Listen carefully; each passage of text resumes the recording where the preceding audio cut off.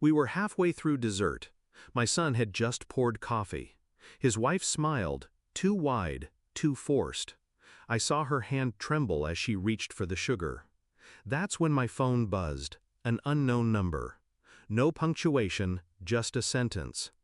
Get up and go, now. Don't say anything to your son.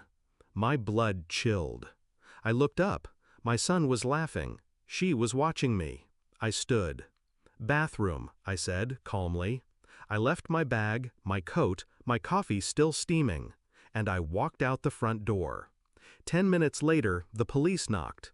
They said I'd left just in time, said my presence would have complicated things.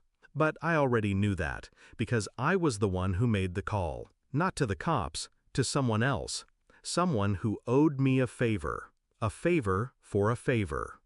I loved my daughter-in-law once. I welcomed her like blood. When she lost her mother, I became the one she called.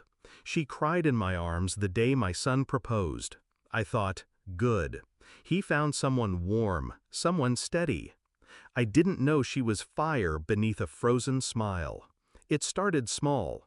My son became quieter, dismissive, tense around holidays. He made excuses for missed calls, told me he was busy, but his eyes said otherwise. Then, one night, I dropped by unannounced. A bruise, dark, just below his jawline.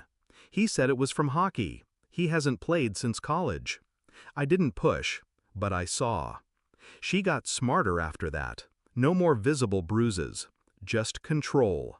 Isolation, gaslighting. He stopped coming around, said they were working on boundaries. Translation, she didn't want him near me. Still, I kept my voice soft. I waited. Because I knew one thing about women like her, they always go too far.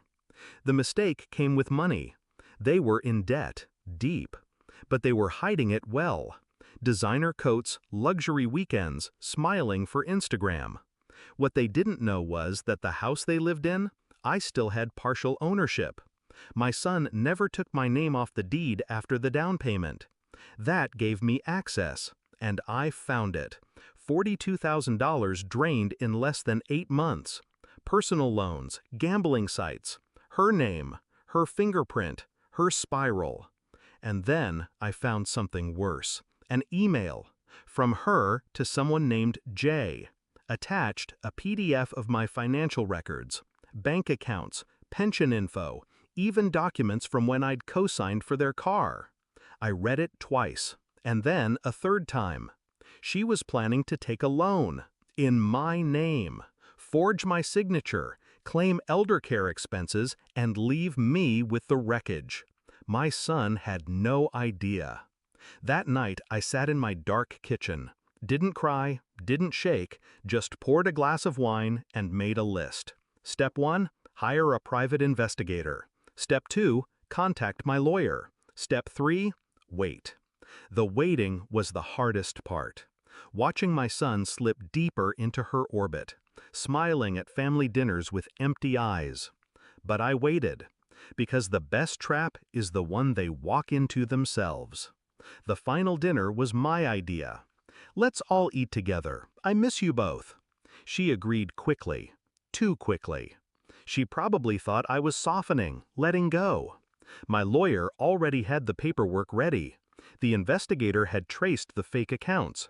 The loan application submitted 2 days prior. I just needed the call, the signal. So when that text came, get up and go, now. I knew the final piece had dropped. I obeyed.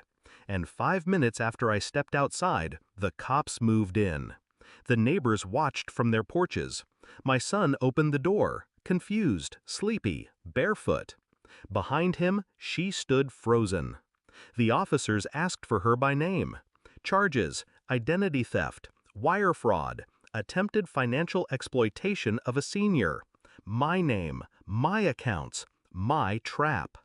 She looked at my son, eyes wild, pleading. She's lying. Your mother's setting me up. He looked at the officers, then at her, then stepped aside. I met him the next day at the station. His hands were shaking. Why didn't you tell me? He asked. I looked him in the eye. Because you wouldn't have believed me, and you'd have defended her. He didn't argue. The divorce was quick, painless, legally. Emotionally, that's his story to tell.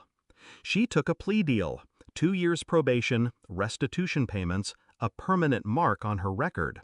She sent me letters, apologies, blame, threats disguised as tears. I burned them. Sometimes vengeance isn't about fury, it's about clarity. Knowing someone crossed a line and letting them walk straight into the consequences.